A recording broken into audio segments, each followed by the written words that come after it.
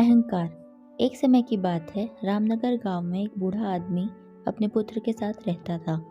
बीमार होने के कारण बूढ़े आदमी ने अपनी बहुत सी संपत्ति अपने पुत्र के नाम कर दी। उसने अपनी वसीयत में लिखा कि उसकी सारी संपत्ति उसके मरने के बाद उसके पुत्र की हो जाएगी और वसीयत करने के कुछ दिन बाद ही उसकी मृत्यु हो गई।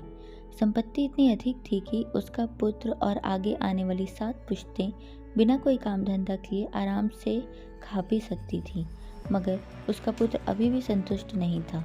वह अधिक से अधिक धन कमाना चाहता था, इसलिए उसने अपनी सभी अचल संपत्ति बेच दी और भिन्न भिन्न वस्तुओं का खरीद फरोख्त कर उनका व्यापार करना आरंभ कर दिया।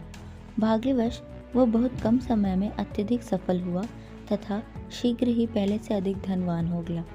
उसने इतना अधिक धन इकट्ठा कर लिया कि दूसरे व्यापारी उससे ईर्ष्या करने लगे।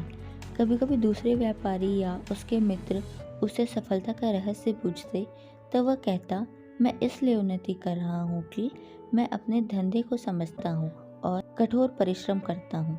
मैं अपने ग्राहकों को भी खुश रखना जानता हूँ। चूँकि उसने सचमुच व्यापार में तरक्की की थी, इसलिए उसके मित्र और अन्य व्यापारी उसकी शेखीबाजी को सच मानते थे। अपनी इस कामयाबी के कारण उसमें बड़ा ही अहंकार आ गया था, मगर उसे फिर भी अपने धन से संतुष्टि नहीं थी। वह अभी भी बहुत सा धन कमाना चाहता था। उसने व्यापार में अपने हाथ पैर फैलाना आरंभ कर दिए। आरंभ में तो उसे व्यापार में लाभ हुआ, मगर उसका अहंकार इतना बढ़ गया कि भाग्य की देवी उससे अप्रसन्न हो गई। उसे व्यापार में घाटा होने लगा। पहली घटना तब हुई जब माल से भरा हुआ उसका समुद्री जहाज डाकुओं ने लूट लिया।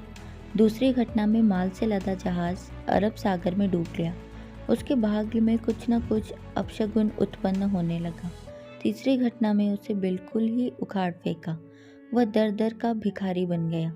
उसका सारा व्यापार चौपट हो गया। उसकी यह दुर्दशा देखकर उसके मित्र ने पूछा, भाई तुम्हारी यह दुर्दशा आखिर कैसे हुई?